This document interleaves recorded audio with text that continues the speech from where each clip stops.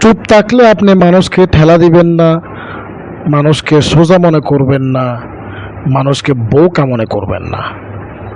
আপনি হয়তো ভাবেন আপনার সমাজে, আপনার এরিয়াতে একজন মানুষ আছে, তার কোনো জ্ঞান নেই, সেই যেহেতু কারোর সাথে কথাবার্তা বলে না, মনে হয় তার শক্তি নেই, তার টাকা পয়সা নেই এবং সে একজন অসহায় লোক। ভুল কথা, এটা হচ্ছে ভুল ধারণা। ওই ব্যক্তি যখন আপনাকে খারাপ ব্যবহার করবে তখন আপনি তাকে খারাপ বললেও লাভ হবে না। তাই কেউ যদি ভালো হয়ে চলে, তার সাথে আপনি ভালো হয়ে থাকেন, তাকে সম্মান করুন, তাতেই সে আপনাকে ভালো জানবে, আপনিও তাকে ভালো জানবেন। কিন্তু সমাজে আপনি দুর্বল মনে করে কাউকে আপনি ঠকাবেন না।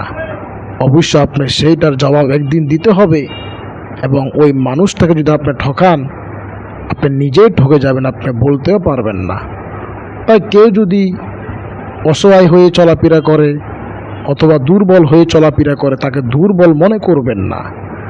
সে কিন্তু আপনাকে অপমান করবে, আপনাকে শেষ করে দিবে, কিন্তু তখন আপনি কিছুই করতে পারবেন না। বিষয়টি মাথায় রাখবেন। ওকে।